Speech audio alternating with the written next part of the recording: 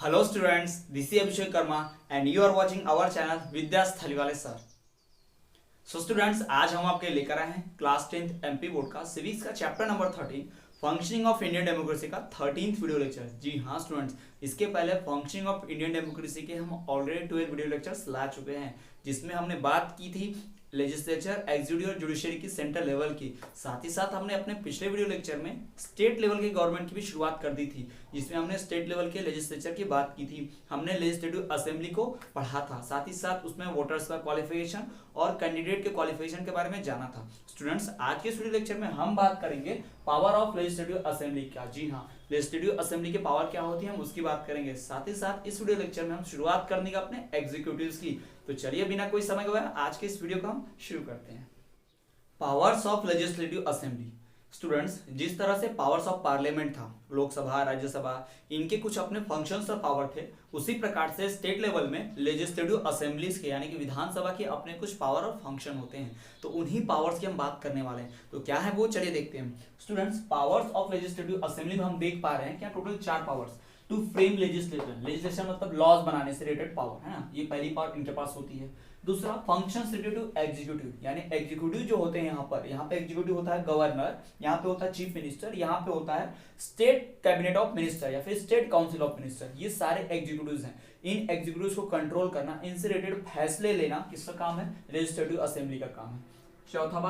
तीसरा, financial functions, यानी कि जो भी फाइनेंशियल पैसे से रिलेटेड चीजें होंगी, जैसे कि टैक्स बढ़ाना, फाइनेंस से रिलेटेड कोई लॉ पास करना, ये भी इनके पास ही लेजिस्लेटिव असेंबली के पास ही पावर होती है। और चौथा, अदर पावर्स, कुछ अदर पावर्स होती हैं, फॉर एग्जांपल प्रेसिडेंशियल इलेक्शन में पार्ट लेना है ना, ये सारी चीजें। तो चलिए इन्हीं पावर्स को हम डिटेल में एक एक करके पढ़ेंगे, जिसमें हमारी सबसे पहली पावर है टू फ्रेम लेजिस्लेशन, यानी कि लेजिस्लेटिव असेंबली जो है, टू फ्रेम करना मतलब बनाना। लेजिस्लेटिव असेंबली बना सकती है, लेजिस्लेशन मतलब लॉज। जी हाँ, लेजिस्लेटिव असेंबली लॉज बना सकती है उन टॉपिक्स पे जो स्टेट लिस्ट में होंगे। जी हाँ, हमने पढ़ा था स्टेट लिस्ट, कॉन्करेंट लिस्ट। जी हाँ, तो स्टेट लिस्ट में जो लिखे होंगे सब्जेक्ट्स, यानी कि वो टोटल कितने सब्जेक्ट, 52 सब्जेक्ट्स, उन टॉपिक्स पर लॉ कौन बना सकती है, लेजिस्लेटिव असेंबली। साथ ही साथ कॉन्करेंट लिस्ट के सब्जेक्ट्स पे भी ये लॉ बना सकती है। लेकिन अगर कॉन्करेंट लिस्ट के सब्जेक्ट पे पहले से ही सेंट्रल गवर्नमेंट ने लॉ बना दिया है, तो ये इसका लॉ मायने नहीं रखता, या फिर ये उस टॉपिक पे लॉ नहीं बना सकते। यानी कि स्टेट लिस्ट के सारे टॉपिक्स पर लॉ ये बना सकते हैं, साथ ही साथ कॉन्करेंट लिस्ट के उन टॉपिक्स पर लॉ बना सकते हैं जिन टॉपिक्स पर सेंट्रल गवर्नमेंट लॉ नहीं बनाई है अभी तक, या नहीं बनाना चाहती, उन टॉपिक्स पर ये लॉ बना सकते हैं।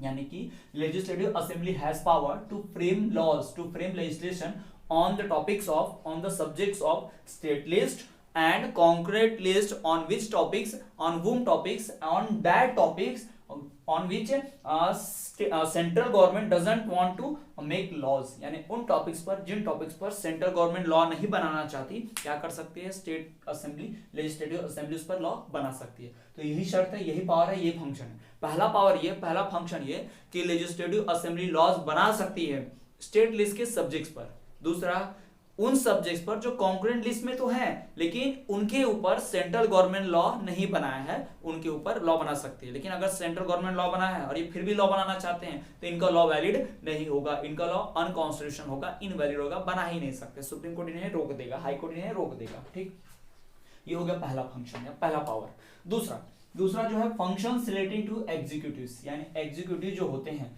Governor, chief minister, council of minister, state council of ministers, इनसे रिलेटेड फंक्शन क्या, यानी कि लेजिस्लेटिव असेंबली जो है वो एग्जीक्यूटिव्स को फुल कंट्रोल रखती है। जी हाँ, लेजिस्लेटिव असेंबली का एग्जीक्यूटिव्स के ऊपर, गवर्नर के ऊपर, चीफ मिनिस्टर के ऊपर, साथ ही साथ काउंसिल ऑफ मिनिस्टर के ऊपर पूरा कंट्रोल होता है। यानी कि लेजिस्लेटिव असेंबली जो है वो क्या कर सकती है, इन तीनों को हटा भी सकती है पोस्ट से, यानी कि पार्लियामेंट में वोटिंग लाकर नो कॉन्फिडेंस मोशन, जिसे अविश्वास प्रस्ताव कहते हैं, यानी कि जो टोटल मेंबर्स होंगे, फॉर एग्जांपल बताते हैं, एमपी में 230 मेंबर्स है, कितने हैं 230 मेंबर्स। तो एमपी के 230 मेंबर्स कहते हैं कि हमारा जो क्या है, हमारा जो चीफ मिनिस्टर है, चीफ मिनिस्टर सीएम है, जैसे फॉर एग्जांपल अभी कुछ दिनों पहले हुआ था, कमलनाथ जी क्या थे, हमारे चीफ मिनिस्टर थे, लेकिन मैक्सिमम मेंबर्स जो थे उनके सपोर्ट में नहीं थे, तो वोटिंग हुआ और वोटिंग में पता चला कि 230 से जो मेंबर्स हैं उसमें से ज्यादा मेंबर्स कमलनाथ को सपोर्ट ही नहीं कर रहे हैं। तो नो कॉन्फिडेंस मोशन आया, अविश्वास प्रस्ताव, और उन्होंने शिवराज सिंह चौहान को अपना नेता चुन लिया।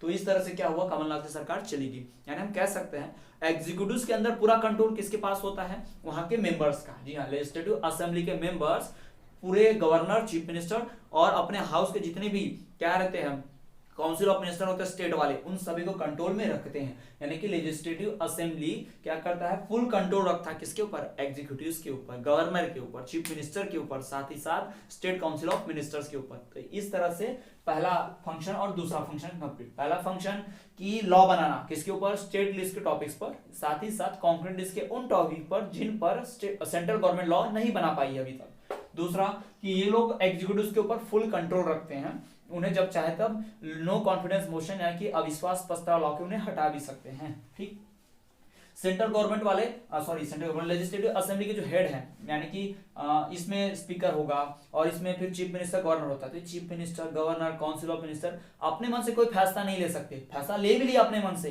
तो वो फैसला जब तक दूसरे मेंबर्स अप्रूव नहीं करेंगे लेजिस्लेटिव असेंबली के, फॉर एग्जांपल 230 मेंबर्स एमपी के, तो 230 मेंबर जब तक अप्रूव नहीं करेंगे उस फैसले को, तब तक ये लोग उस फैसले को लागू नहीं कर सकते। ठीक, तो ये हो गया हमारे दो फंक्शंस, किसके, पावर्स हो गए, फंक्शंस हो गए लेजिस्लेटिव असेंबली के।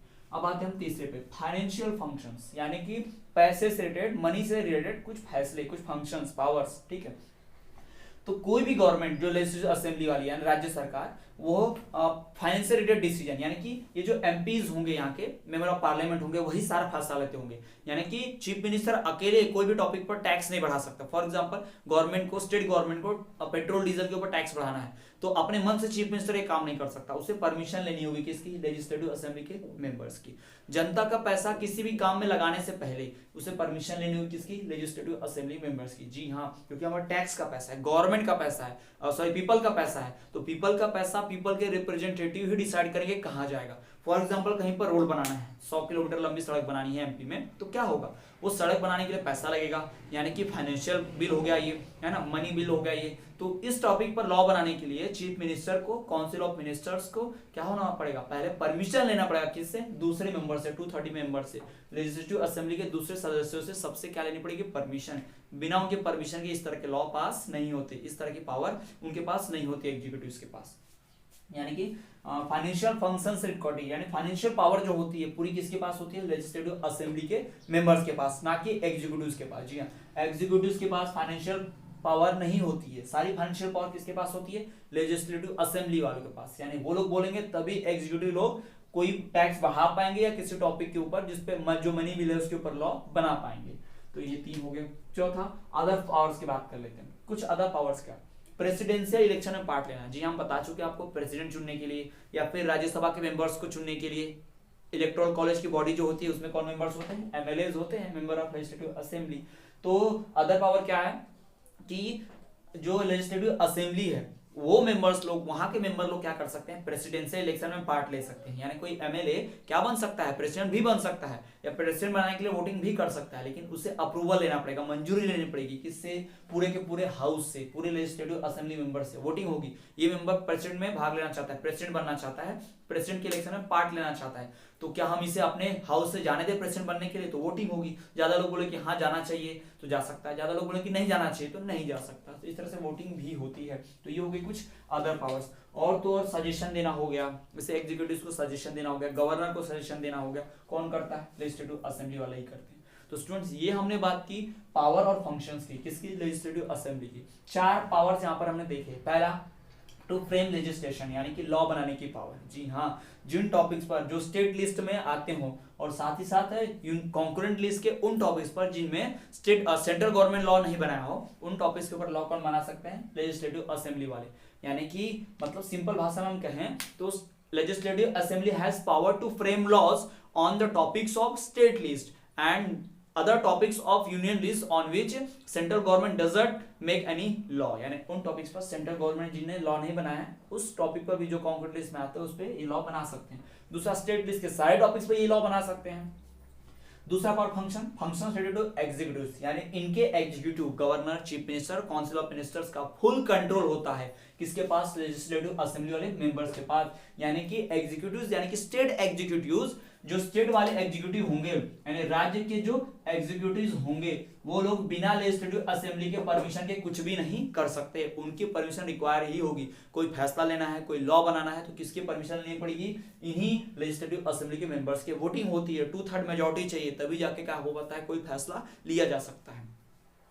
तीसरा फंक्शन जो है फाइनेंशियल फंक्शंस, यानी कि कोई भी मनी रिलेटेड बिल हो या मनी रिलेटेड फंक्शन या फिर कोई लॉ बनाना हो, वो लॉ बिना लेजिस्लेटिव असेंबली मेंबर्स के परमिशन के नहीं बन सकता। भले गवर्नर, चीफ मिनिस्टर या फिर स्टेट काउंसिल ऑफ मिनिस्टर कितना भी पावरफुल हो, वो लोग को इनसे परमिशन लेनी पड़ेगी, लेजिस्लेटिव असेंबली के मेंबर से परमिशन लेनी ही पड़ेगी, तभी लॉ बन पाएगा। अदर पावर्स में वही बताया हम आपको कि प्रेसिडेंशियल इलेक्शन में भाग लेना हो या फिर इलेक्टोरल कॉलेज का मेंबर बनना हो, तो इसके लिए उन्हें परमिशन लेनी पड़ेगी किसकी, लेजिस्लेटिव असेंबली की। और तो और एग्जीक्यूटिव्स को हटाने भी इनका ही रोल है। जी हाँ, लेजिस्लेटिव असेंबली के मेंबर्स क्या कर सकते हैं, अपने स्टेट एग्जीक्यूटिव्स को हटा सकते हैं नो कॉन्फिडेंस मोशन लाके, यानी कि अविश्वास प्रस्ताव लाके वोटिंग करेंगे। 2/3 मेजॉरिटी कहती है कि गवर्नर, चीफ मिनिस्टर या फिर स्टेट काउंसिल में अच्छे से वर्क नहीं कर रहे तो उनको हटा दो, तो हट जाएंगे। 2/3 मेजॉरिटी मिल गई तो, लेकिन 2/3 मेजॉरिटी नहीं मिली और ज्यादा लोग बोल रहे हैं कि नहीं हटने चाहिए, ये लोग अच्छा वर्क कर रहे हैं, तो उन्हें हटाया भी नहीं जा सकता। तो इस तरह से पूरी पावर्स और फंक्शन होगी किसकी, लेजिस्लेटिव असेंबली की। तो स्टूडेंट्स, ये 4 पावर और 4 फंक्शन है, आपको ध्यान में रखना है। तो चलिए हम बढ़ते हैं हमारे अगले टॉपिक की ओर। सो स्टूडेंट्स, अब हम बात करेंगे स्टेट एग्जीक्यूटिव्स के बारे में। जी हाँ, जिस तरह से सेंट्रल लेवल पे एग्जीक्यूटिव्स होते हैं प्राइम मिनिस्टर, प्रेसिडेंट और काउंसिल ऑफ मिनिस्टर, उसी प्रकार से स्टेट लेवल पे भी एग्जीक्यूटिव्स होते हैं। कौन, चीफ मिनिस्टर, गवर्नर और स्टेट काउंसिल ऑफ मिनिस्टर। जी हाँ, वहां पे होता है प्रेसिडेंट, यहाँ स्टेट में होता है गवर्नर, वहां पर होता है प्राइम मिनिस्टर, यहाँ पर होता है चीफ मिनिस्टर, वहां पर होते हैं यूनियन काउंसिल ऑफ मिनिस्टर, यहाँ पर होते हैं स्टेट काउंसिल ऑफ मिनिस्टर।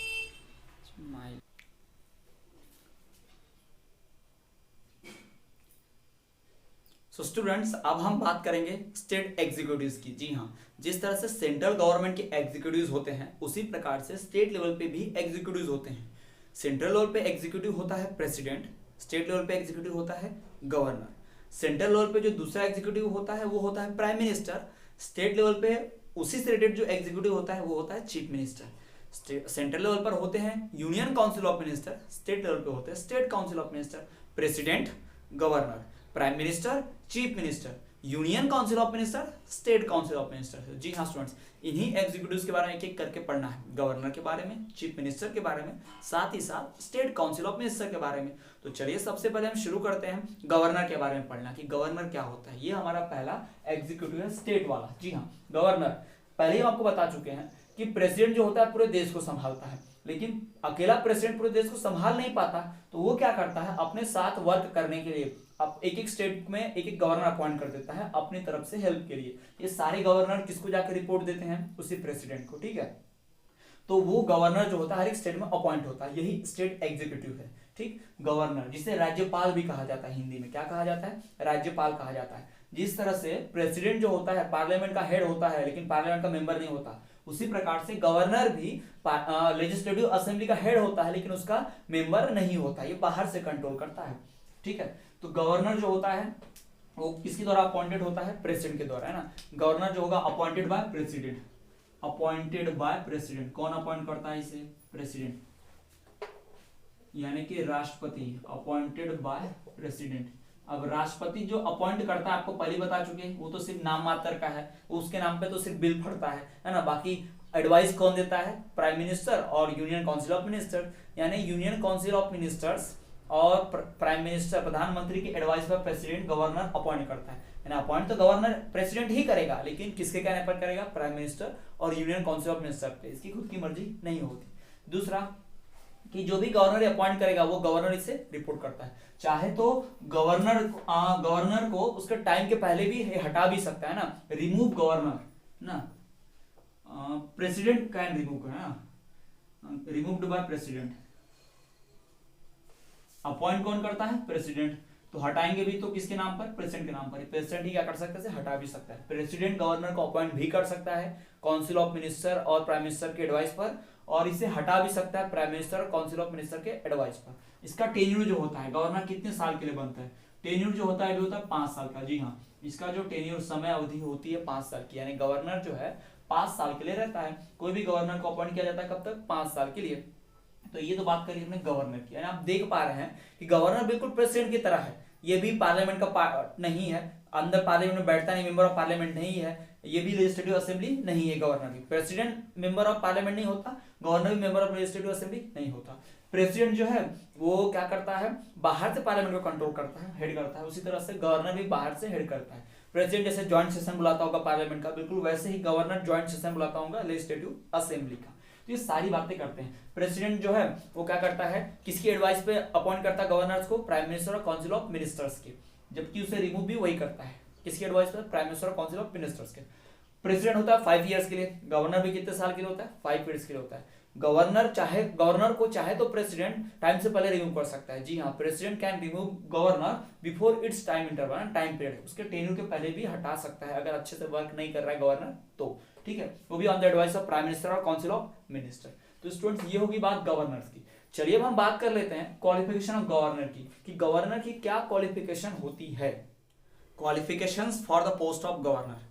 जी हाँ स्टूडेंट, जिस प्रकार से प्रेसिडेंट बनने के लिए क्वालिफिकेशन की आवश्यकता होती थी, उसी प्रकार से गवर्नर बनने के लिए भी कुछ क्वालिफिकेशन चाहिए। जी हाँ, गवर्नर की पोस्ट पर काबिज होने के लिए कुछ क्वालिफिकेशंस, कुछ उपयोगिता सिद्ध करनी होती है। तो कौन कौन सी क्वालिफिकेशन होनी चाहिए, चलिए उसी की बात हम करते हैं। एज ऑलवेज, जैसा कि आप जानते हैं, सबसे फर्स्ट क्वालिफिकेशन वही सबसे जानी पहचानी, ही और she should be citizen of India. जी हाँ, क्या होना चाहिए, वो पर्सन भारत का नागरिक होना चाहिए। सी और ही और she should be citizen of India, Bharat का नागरिक होना ही चाहिए। ठीक, ये भारत का नागरिक होना चाहिए। ठीक है, अब ऐसा नहीं है कि भारत में नहीं पैदा हुआ है तो नहीं कर सकता। अगर भारत में पैदा हुआ, नहीं भी पैदा हुआ है, बाद में आके भारत की सिटीजनशिप ले लिया है, इंडियन सिटीजनशिप उसको मिल गई है भारत की नागरिकता, तब भी वो क्या कर सकता है, वोट दे सकता है, पार्टिसिपेट कर सकता है गवर्नर की पोस्ट के लिए। जी हाँ, ही और she should be citizen of India. दूसरा, एज की बात हम कर लेते हैं, कितना साल चाहिए, तो ही और she should have completed, he और she should have completed 35 years of age. जी हाँ, 35 साल के होना चाहिए, कंप्लीटेड 35 ईयर्स ऑफ एज, कम से कम 35 साल का एज तो उसे कंप्लीट होना चाहिए ही, तब जाकर क्या बन पाएगा, गवर्नर बन पाएगा। प्रेसिडेंट की बात हम वही कहते हैं, प्रेसिडेंट बनने के लिए 35 साल की उम्र लगती है, बिल्कुल गवर्नर बनने के लिए भी 35 साल की एज लगती है। तो वही बात यहाँ बताई गई है। ही और she should be citizen of India, पहला क्वालिफिकेशन। दूसरा, ही और she should have completed 35 years of age, है ना, वो पर्सन क्या होना चाहिए, वो व्यक्ति कम से कम 35 साल की एज तो होनी ही चाहिए, 35 साल का होगा तो ही वो क्या बन पाएगा, गवर्नर बन पाएगा। तीसरा, ही और she should not have any profit of union और सेंट्रल गवर्नमेंट, है ना, प्रॉफिट ऑफ ऑफिस नहीं मिलना चाहिए, वही बताया हम आपको फादर, है ना। ही और she should not have been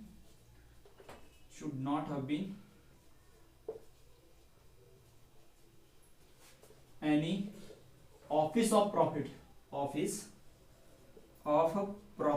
उसे कहीं से भी सरकारी फायदा नहीं मिलना चाहिए, फ्रॉम यूनियन और स्टेट गवर्नमेंट, ना ही केंद्र की सरकार ना ही राज्य सरकार, कहीं से भी इसे कोई गवर्नमेंट फायदा, सरकारी जॉब नौकरी नहीं रहनी चाहिए, तभी वो क्या बन पाएगा, गवर्नर बन पाएगा। ही और she should not have been any office of profit from union और स्टेट गवर्नमेंट, है ना, यूनियन गवर्नमेंट हो या स्टेट गवर्नमेंट हो, यहाँ से उसे कोई भी प्रकार का फायदा नहीं मिलते रहना चाहिए, वरना गवर्नर नहीं बन पाएगा। अगर फायदा मिल रहा है तो भाई बन जाए, नहीं बन पाएगा, फायदा मिल रहा है तो पार्टिसिपेट नहीं कर सकता। क्यों? क्योंकि एक जगह से सरकारी नौकरी का पैसा मिल रहा है, जॉब मिल रहा है, सारी फैसिलिटीज मिल रही हैं, तो फिर डबल से नहीं मिल सकते। ठीक है, ये हो गया 3 क्वालिफिकेशन। और चौथा क्वालिफिकेशन, ये बहुत इंपॉर्टेंट है। तो स्टूडेंट्स, अगर हम बात करें चौथे क्वालिफिकेशन की, जी हाँ, गवर्नर की पोस्ट के लिए, गवर्नर बनने के लिए जो चौथी क्वालिफिकेशन वो होती है कि वो व्यक्ति मेंबर ऑफ लेजिस्लेटिव असेंबली या मेंबर ऑफ पार्लियामेंट नहीं होना चाहिए। जी हाँ, ही और शी शुड नॉट बी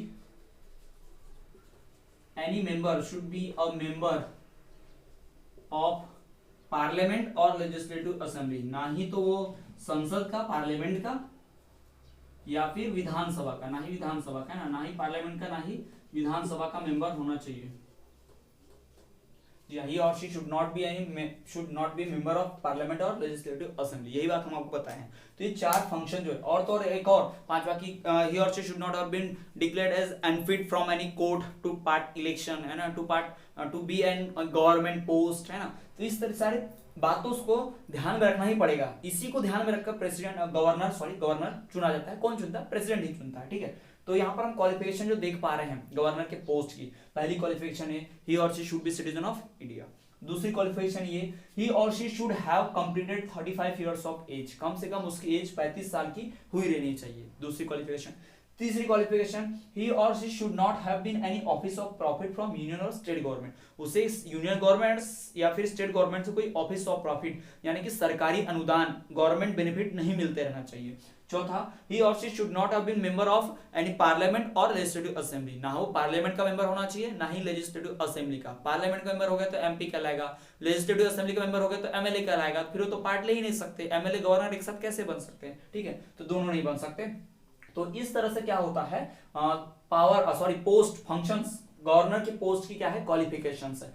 अगर ये क्वालिफिकेशन, ये चार बातें किसी व्यक्ति के अंदर हैं, कोई पर्सन क्या करता है, इन चार बातों को पूरा करता है, तो वो क्या बन सकता है, हमारे गवर्नर की पोस्ट का हकदार बन सकता है। उसे प्रेसिडेंट जो है एज ए गवर्नर अपॉइंट कर सकता है on the advice of prime minister and union council of ministers. Power and functions of governor, जी हाँ स्टूडेंट, जिस प्रकार से पार्लियामेंट में हमारे प्रेसिडेंट के पास पावर्स होती थी और उसके कुछ फंक्शंस होते हैं, उसी प्रकार से गवर्नर्स के भी कुछ पावर्स और फंक्शंस हैं। जिस तरह से प्रेसिडेंट अपॉइंटमेंट के पावर रखता था, उसी प्रकार से गवर्नर भी अपॉइंटमेंट के पावर रखता है। जिस प्रकार से बिल पास करने के लिए प्रेसिडेंट की एसेंट जरूरी होती थी, उसी प्रकार से गवर्नर की भी एसेंट जरूरी होती है लेजिस्लेटिव असेंबली में बिल पास करने के लिए, है ना। तो इसी प्रकार की प्रोसेसेस, पावर, फंक्शन गवर्नर के पास होती है। तो चलिए एक एक करके हम उन पावर्स को और फंक्शंस को पढ़ते हैं कि कौन कौन से पावर और फंक्शन गवर्नमेंट होल्ड करता है, गवर्नर। सबसे पहला, power in respect of executive, executives की रिस्पेक्ट में अगर हम बात करें तो जिस प्रकार से सेंट्रल एग्जीक्यूटिव्स को यानी कि प्राइम मिनिस्टर को अपॉइंट करने का काम, काउंसिल ऑफ मिनिस्टर्स को अपॉइंट करने का काम, ये सारा काम किसका होता था, प्रेसिडेंट का होता था। उसी प्रकार से स्टेट में एग्जीक्यूटिव्स को यानी कि चीफ मिनिस्टर को और स्टेट काउंसिल ऑफ मिनिस्टर को सबको अपॉइंट करने का काम किसका होगा, गवर्नर का होगा। जो पार्टी यानी राज्य में जो चुनाव होंगे, असेंबली इलेक्शन होंगे, तो उस इलेक्शन में जो पार्टी सबसे बड़ी पार्टी होगी, उस पार्टी के हेड को यानी मेजॉरिटी नंबर ऑफ सीट्स पाने वाले पार्टी के हेड को क्या करेगा, governor as a chief minister appoint करेगा ना, उसे क्या करेगा, इनवाइट करेगा कि वो चीफ मिनिस्टर की पोस्ट संभाले। उसके बाद वो चीफ मिनिस्टर अपने लिए काम करने के लिए अलग अलग मिनिस्टर को चुनेगा, अलग अलग डिपार्टमेंट के। तो उन मिनिस्टर को चुन तो लेगा चीफ मिनिस्टर, लेकिन अपॉइंट नहीं करता। अपॉइंटमेंट किसके नाम पर होता है, गवर्नर के नाम पे। वहां पर होता था किसके नाम पे, प्रेसिडेंट। यहाँ पर किसके नाम पे होगा, गवर्नर के। हम वहां बोल रहे हैं मतलब सेंट्रल, यहाँ बोल रहे हैं मतलब स्टेट, यही समझिए आप, ठीक है। तो एग्जीक्यूटिव्स को अपॉइंट करना, चीफ मिनिस्टर का अपॉइंटमेंट किसके द्वारा होता है, गवर्नर के द्वारा होता है। फिर एक बार जब चीफ मिनिस्टर बन जाता है तो चीफ मिनिस्टर क्या करता है, अकेले पूरे स्टेट को नहीं संभाल सकता, पूरे राज्य के मैटर को, एजुकेशन, हेल्थ, ट्रांसपोर्ट, कम्युनिकेशन, सबको अकेले नहीं संभाल सकता। तो वो उन मैटर को संभालने के अलग अलग डिपार्टमेंट का अलग अलग मिनिस्टर चुनता है। उन्हीं मिनिस्टर को काउंसिल ऑफ मिनिस्टर बोलते हैं, स्टेट काउंसिल ऑफ मिनिस्टर बोलते हैं, क्योंकि चीफ मिनिस्टर चुनता है। अगर प्राइम मिनिस्टर चुनता अपने पूरे देश के लिए तो वो यूनियन काउंसिल ऑफ मिनिस्टर होते हैं। यहाँ पर हम स्टेट की बात कर रहे हैं, तो यहाँ पर कौन होगा, स्टेट काउंसिल ऑफ मिनिस्टर होगा। बट ये मिनिस्टर चुन तो जाएंगे, लेकिन इन्हें अपॉइंट कौन करेगा, गवर्नर अपॉइंट करेगा। और तो जब चीफ मिनिस्टर को इन्हें हटाना होगा पोस्ट से, तो कौन हटाएगा, गवर्नर ही हटाएगा on the advice of chief minister. जी हाँ, चीफ मिनिस्टर के एडवाइस पर भी हटेगा। और तो और एग्जीक्यूटिव्स को हटाया भी जा सकता है। जी हाँ, गवर्नर जो है वो चीफ मिनिस्टर को हटा सकता है काउंसिल ऑफ मिनिस्टर्स और दूसरे मिनिस्टर के एडवाइस पे, दूसरे जो मेंबर्स होते हैं हाउस के, उनके साथ मेजॉरिटी वोटिंग करके उनके एडवाइस पर हटा भी सकता है। और तो और इस गवर्नर को भी हटाया जा सकता है, उसकी बात तो हम बाद में करेंगे। पर फिलहाल हम एग्जीक्यूटिव की बात कर रहे हैं कि एग्जीक्यूटिव को चुनता कौन है, governor, on the advice of chief minister, on the advice of house of members, legislative house के मेंबर जो होंगे ना, वो बोलेंगे तो ही उसे हटाया जाएगा, पहला। दूसरा, लेजिस्लेटिव पावर्स की बात अगर हम करें, लेजिस्लेटिव पावर्स मतलब पार्लियामेंट यानी कि उस लेजिस्लेटिव असेंबली, विधानसभा से रिलेटेड पावर, ठीक। तो दोनों हाउस की मीटिंग बुलाना किसका काम है, गवर्नर का। जैसे कि दोनों हाउस की कंबाइंड मीटिंग कौन बुलाता था, वहां पर प्रेसिडेंट, लोकसभा राज्यसभा का। उसी प्रकार से यहाँ पर भी ज्वाइंट सेशन बुलाना या हेड करना किसका काम होगा, लेजिस्लेटिव असेंबली के गवर्नर का ही काम होगा। और तो और जैसे बिल पास करने के लिए क्या करना पड़ता है, हमें प्रेसिडेंट की मंजूरी लेनी पड़ती है, उसी प्रकार से यहाँ बिल पास करने की किसकी मंजूरी लेनी पड़ती होगी, गवर्नर। जी हाँ, इलेक्शन होने के बाद, हर जनरल इलेक्शन के बाद प्रेसिडेंट वहां पर क्या करता था, एड्रेस करता था, सबको स्पीच देता था। उसी प्रकार से यहाँ पर लेजिस्लेटिव असेंबली के बाद सब लोग जब जीत कर आएंगे तो उन्हें अच्छे से वर्क करना चाहिए, भाषण देना, उन्हें उपदेश देने का काम कौन करेगा, एड्रेस देने का काम कौन करेगा, गवर्नर करेगा। प्रेसिडेंट के द्वारा दिए गए जो आदेश होंगे, ऑर्डर्स होंगे, उन ऑर्डर्स को इन लोगों तक पहुंचाना, स्टेट में पहुंचाना किसका काम है, गवर्नर का काम है, कि प्रेसिडेंट ने ऑर्डर भेजा है, सबको ये ऑर्डर्स फॉलो करने हैं। तो इस प्रकार से सेंट्रल गवर्नमेंट के ऑर्डर्स को स्टेट तक एग्जीक्यूट कराने का काम किसका है, गवर्नर का है। जी हाँ, एक हाउस का दूसरे हाउस के साथ जो मेंबर्स होते हैं, अगर दो हाउस है किसी लेजिस्लेटिव असेंबली में, तो दोनों हाउस के मेंबर्स को एड्रेस करना, उन्हें जॉइंटली उनका सेशन बुलाना और किसी पर्टिकुलर टॉपिक पे उन्हें एड्रेस करना, ये भी काम किसका है, गवर्नर का है। जिस तरह से यही सारा काम कौन करता था, प्रेसिडेंट करता था सेंट्रल लेवल पे, उसी प्रकार से यही सारा काम कौन करता है, गवर्नर करता है स्टेट लेवल पे। याद रखना है किस लेवल पे, स्टेट लेवल पे। तो ये उसकी कौन सी पावर हो गई, लेजिस्लेटिव पावर्स हो गई, यानी लॉ से रिलेटेड पावर हो गई, ठीक। उसके बाद टू प्रोमुलेट ऑर्डिनेंस, ऑर्डिनेंस मतलब किसी बिल की बात हो रही है, विधेयक की बात हो रही है। कोई भी बिल पेश करने का काम कौन कर सकता है, गवर्नर कर सकता है। मान लीजिए लेजिस्लेटिव असेंबली की मीटिंग नहीं हो रही है तो गवर्नर खुद ही कोई बिल पेश कर सकता है, उसे ऑर्डिनेंस विधेयक ला सकता है, लॉ बना सकता है, लेकिन उस लॉ को मंजूरी मिलना जरूरी है 6 वीक्स के अंदर। जी हाँ, with in 6 months legislative assembly से मेंबर क्या देना चाहिए, उसे मंजूरी देना चाहिए। फॉर एग्जांपल लेजिस्लेटिव असेंबली की मीटिंग नहीं होती कभी कभी, है ना, बीच में कई दिनों का गैप होता है, छुट्टियां चलती हैं, तो उस समय कोई लॉ लाने की बहुत जरूरत है, तो कौन ला लेता है, गवर्नर ला लेता है। लेकिन उस लॉ को 6 हफ्ते के अंदर अगर लेजिस्लेटिव असेंबली वालों ने परमिशन नहीं दी तो लॉ फिर से इनवैलिड हो जाएगा, यानी उसको मंजूरी नहीं मिलेगी। यानी गवर्नर चाह के भी कोई लॉ नहीं बना सकता बिना किसकी मंजूरी के, इन लेजिस्लेटिव असेंबली के मेंबर से। बना सकता है लेकिन मंजूरी भी चाहिए किसकी, लेजिस्लेटिव असेंबली के मेंबर्स की, यानी इसके पास लॉ मेकिंग पावर है with the help of members of legislative assembly. तो हमें ध्यान रखना है। और भी कोई विधेयक लाना है, ऑर्डिनेंस मतलब क्या होता है, विधेयक, किसी टॉपिक पे लॉ लाना है तो वो भी ला सकता है कौन, ये हमारा प्रेसिडेंट, सॉरी गवर्नर ला सकते हैं। बार बार हम प्रेसिडेंट बोल रहे हैं पर आपको ध्यान देना है कि प्रेसिडेंट नहीं है स्टेट लेवल पे, कौन होता है, गवर्नर होता है, ठीक। ये किसके ऑर्डर्स फॉलो कराता है, प्रेसिडेंट के, कहां पर, स्टेट में, ठीक। कौन कराता है, गवर्नर। तो ये ऑर्डिनेंस भी प्रोमुलेट कर सकते हैं। उसके बाद आते हैं फाइनेंशियल पावर के ऊपर, ठीक है। फाइनेंशियल पावर इसके पास भी कोई नहीं होती, जैसे प्रेसिडेंट के पास किसी भी तरह की कोई भी फाइनेंशियल पावर नहीं होती है, ठीक उसी प्रकार यहाँ गवर्नर के पास भी किसी भी प्रकार की कोई फाइनेंशियल पावर नहीं होती है। लेकिन जो भी बिल होता है, फाइनेंशियल बिल, उसके ऊपर गवर्नर की मंजूरी लेना बहुत आवश्यक है। गवर्नर चाहे तो उस फाइनेंशियल बिल को वापस भेज सकता है लोकसभा, सॉरी लेजिस्लेटिव असेंबली में, कि आपने जो लॉ बनाया है इस पे फिर से एक बार विचार कीजिए। और अगर लेजिस्लेटिव मेंबर्स को लगा कि नहीं फिर से सोचना चाहिए तो सोचेंगे, नहीं तो फिर से भेज देंगे, नहीं हम नहीं सोचना, आप बस इस पे एसेंट दो। तो गवर्नर को सिग्नेचर देना ही पड़ेगा, ना चाहते हुए भी एसेंट देना पड़ेगा। यानी गवर्नर चाहे तो किसी बिल को थोड़े समय के लिए अटका सकता है, रिकंसिडरेशन के लिए, पुनर्विचार के लिए भेज सकता है कि आप इस पे फिर से सोचो, आपने लॉ बनाया तो है, पास तो मुझे करना ही है एनी हाउ, लेकिन फिर भी आप एक बार सोच लो इसके ऊपर। अगर फिर लोगों को लगता है लेजिस्लेटिव असेंबली वालों को कि हाँ सोचना चाहिए, गवर्नर सही बोल रहा है, सोच लेना चाहिए, तो सोचेंगे, और नहीं चाहते हैं तो नहीं सोचेंगे, अगली बार नेक्स्ट समय, एक बार तो वापस भेज देगा, कुछ समय के लिए अटका लेगा, लेकिन अगली बार जब उसे लेजिस्लेटिव असेंबली वाले फिर से भेजेंगे वो टॉपिक पे बिल, या वो टॉपिक बना के लॉ बना के भेजेंगे, तो गवर्नर को उसे मंजूरी देनी ही पड़ेगी, यानी एसेंट देना ही पड़ेगा, मंजूरी करनी ही पड़ेगी, ठीक। फाइनेंशियल पावर, यानी कि फाइनेंशियल रिगार्डिंग कोई पावर नहीं होती है किसके पास, इस गवर्नर के पास। कोई भी मनी बिल अगर लेजिस्लेटिव असेंबली में पेश हुआ है तो मनी बिल के ऊपर लॉ बन रहा है, तो उस लॉ को मंजूरी देने का काम, एसेंट देने का काम गवर्नर का ही है। गवर्नर के बिना वो लॉ बन ही नहीं सकता, लेकिन गवर्नर को लॉ उस पर मंजूरी देना ही पड़ेगा, गवर्नर मना भी नहीं कर सकता, गवर्नर के बिना लॉ बनेगा भी नहीं, और गवर्नर को मंजूरी देनी पड़ती है, यानी मना भी नहीं कर सकता। यानी हम देख पा रहे हैं गवर्नर के पास पावर है भी और नहीं भी है, पावर है लेकिन कंट्रोल पावर है, ठीक। ये फाइनेंशियल रिगार्डिंग पावर। और बात करें कुछ अदर पावर की, तो इसके पास और भी कुछ पावर्स होती हैं। किस प्रकार की अदर पावर, जैसे कि कोई भी वर्क हो रिगार्डिंग, जैसे कि प्रेसिडेंट ने बोला है कि स्टेट में ये ऑर्डर्स फैलाओ, स्टेट में लोगों को ये नोटिस दो, स्टेट के फंक्शंस को देखो, तो सब काम करेगा। प्रेसिडेंट को ऑर्डर्स को फॉलो करेगा कौन, गवर्नर। जी हाँ, प्रेसिडेंट के आदेश पर गवर्नर क्या कर सकता है, किसी स्टेट में इमरजेंसी डिक्लेयर कर सकता है। जी हाँ, जैसा हमने पढ़ा था कि प्रेसिडेंट क्या कर सकता है, इमरजेंसी डिक्लेयर कर सकता है, उसी प्रकार प्रेसिडेंट ने ऑर्डर भेजा कि इमरजेंसी डिक्लेयर कर दो इस स्टेट में, तो गवर्नर क्या करेगा, प्रेसिडेंट के आदेश पर इमरजेंसी डिक्लेयर कर देगा। प्रेसिडेंट ने किससे लिया होगा ऑर्डर, काउंसिल ऑफ मिनिस्टर और प्राइम मिनिस्टर से, उन्होंने ऑर्डर दिया कि इमरजेंसी लगाओ प्रेसिडेंट को, प्रेसिडेंट ने ऑर्डर दिया गवर्नर को कि इमरजेंसी लगाओ, फिर गवर्नर स्टेट में इमरजेंसी लगाता है। गवर्नर क्या करता है, इमरजेंसी लगाने के लिए भी अपनी रिपोर्ट भेजता है। जी हाँ, गवर्नर क्या करता है, किसी भी स्टेट में जो कंडीशन चल रही है, फॉर एग्जांपल अभी के गवर्नर ने, वेस्ट बंगाल के गवर्नर ने, वहां चल रही जो भी अनियमितताएं चल रही हैं, वायलेंस चल रहा है, वहां के चीफ मिनिस्टर अनकंट्रोल तरीके से रूल कर रही है, ममता बनर्जी, टीएमसी पार्टी के जो लोग हैं वहां पे गुंडागर्दी चल रही है, अनकॉन्स्टिट्यूशनल तरीके से लॉ चल रहा है, वहां पर कॉन्स्टिट्यूशनल फेलियर है पूरी तरह से। तो हमारे होम मिनिस्टर ने उन्हें कहा है गवर्नर को कि अगर गवर्नर कहें, गवर्नर के सजेशन पर हम क्या कर सकते हैं, वेस्ट बंगाल में इमरजेंसी इंपोज कर सकते हैं। तो ये भी बात है, यानी कि गवर्नर क्या कर सकता है, प्रेसिडेंट को एडवाइस भी दे सकता है कि इस स्टेट में क्या हो रहा है, इस तरह की कंडीशंस फैली हुई हैं, यहाँ पर इमरजेंसी डिक्लेयर करनी चाहिए। तो स्टूडेंट्स ये बात, सारी बातें हैं किसकी, पावर्स हैं गवर्नर की। यहाँ पर आप देख पा रहे हैं कि गवर्नर खुद की पावर नहीं है, गवर्नर्स की जो भी पावर है किसके बेस पर है, प्रेसिडेंट के बेस पर है। जी हाँ, प्रेसिडेंट जो एडवाइस देता है गवर्नर को वही गवर्नर को फॉलो करने पड़ते हैं, यानी गवर्नर के पास पावर तो है लेकिन सारी पावर्स किसके बेस पर चलती हैं, प्रेसिडेंट के।